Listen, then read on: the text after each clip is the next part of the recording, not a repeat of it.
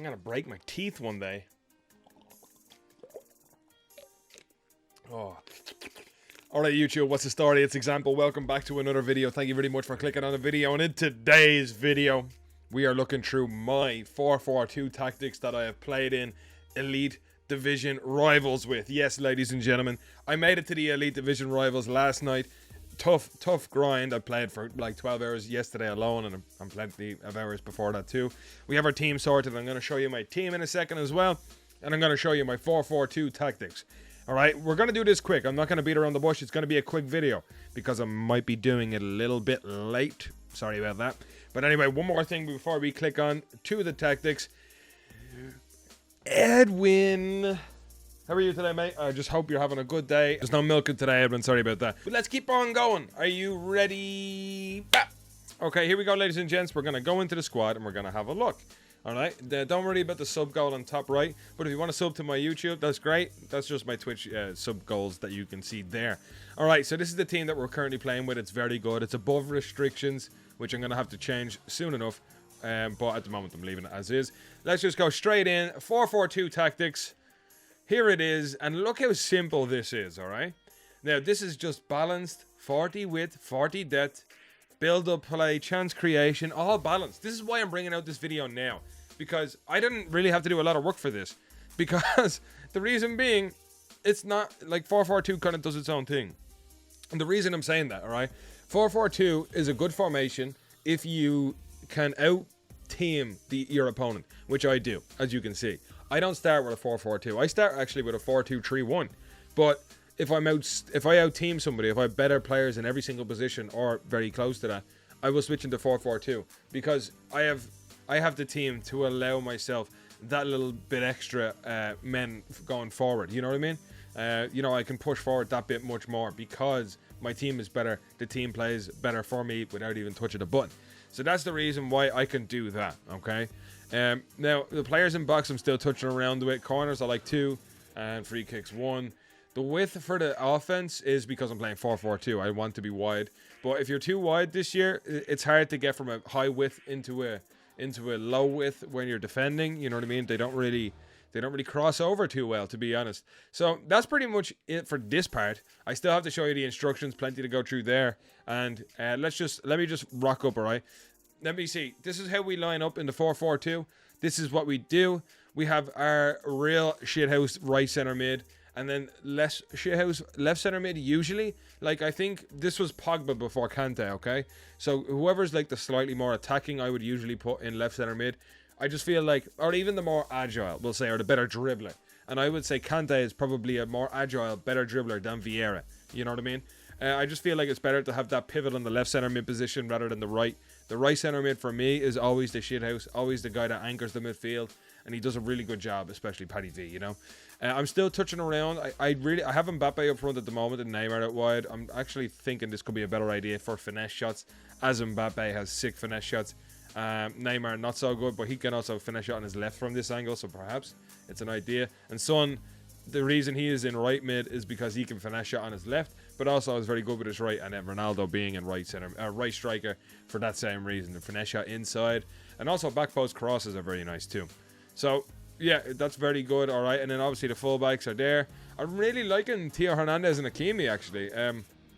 Hakimi must be the best right-back I've ever used, ever, in any FIFA, which is crazy. And Theo Hernandez is really good as well. I know a lot of people will say Ferland Mendy is better, but if he's going to be a stay-back while attacking left-back, Theo Hernandez is better, in my opinion. He's taller, he's stronger. And, yeah, I just like him. You know what I mean? I just think he's good. He's basically another centre-back. I basically have 4 centre-backs, except they're on the wing. Doesn't really make sense. But that's what they're there to do, is defend. If Ferland Mendy and my other right-back were to go balanced, I'd probably prefer Ferland Mendy as well. But I've talked enough about the team. Let's keep on going over to here. This is where we look at the instructions of the players. So, the 2 strikers at the moment are on stay forward, not get in behind. I see a lot of people would get in behind, and I'm not a big fan of it, okay? Let me tell you why. If you have getting behind on your strikers, they're gone. They run. They're zooming across the whole world and end up offside most of the time.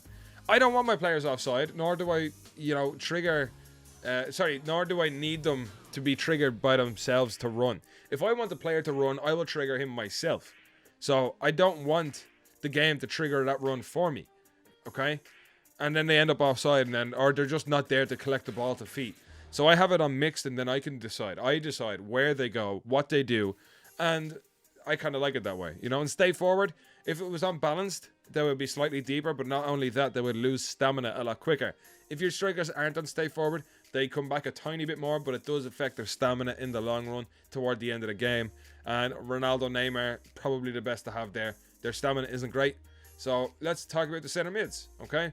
So stay back while attacking, cover center. That's pretty much it for both of these guys, all right? And obviously, even if I have Pogba here or Bruno or Kevin De Bruyne, it's still going to be balanced, okay?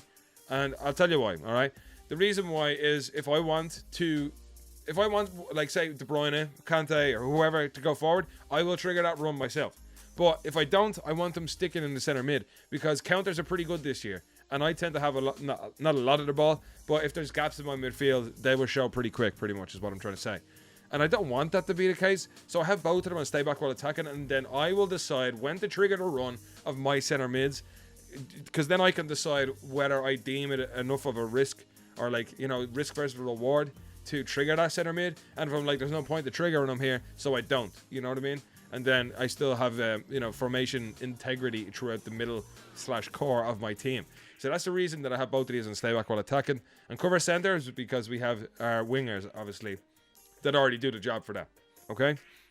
Now, these wingers, both of them are the same. Basic defense support, balanced with getting behind, is the only thing that we actually change on this. The reason being, getting behind here is actually really good, because sometimes, you know, I'll be up front with Neymar, and then all I see is a wild son appear, and he's just running by me so I can pass it off to him. Now, basic defense support is balanced, because, like, if you have come back on defense, they're not always going to be up there. And if you have come back on defense and get in behind, their stamina gets drained pretty quick, which isn't a huge issue, to be honestly, because usually I bring on subs for the wingers anyway. But I just like it this way. I wouldn't use stay forward unless you're really pressing on the guy. You know, I would just say basic defense support. I haven't found any issues with it yet. So, but if you do, let me know in the comments, all right? And then our fullbacks, here we go. Stay back while attacking, normal interceptions, mixed attack, all right? So these guys are there to really shape up that defense and just hold everything together, especially when it comes to going forward. Like, I might pass it into Hakimi's feet down the line to Son, but Hakimi doesn't really go on a run very often.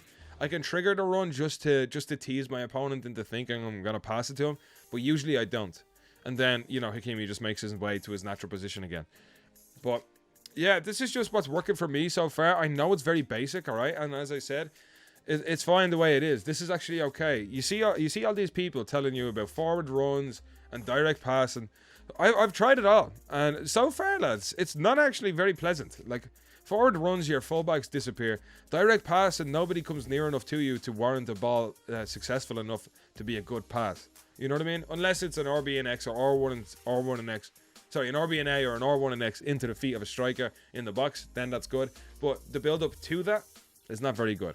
So I'm sticking with balance. Now, if you think I'm wrong, if I should check something, do let me know in the comments. But I think that's pretty good. What do you think? Okay, boys. Now, I know that video was really short, and it is what it is. And, like, I'm very concise with my information there, all right? Because I want to get that across to you. FUT Champs is coming, all right? So I want to give you guys the best possible outcome for this weekend, all right? Now, if anybody has any questions or other formations coming up to FUT Champs weekend finals, do let me know in the comments as well. Thank you very much for watching, boys and girls. Enjoy the rest of your day. Good luck.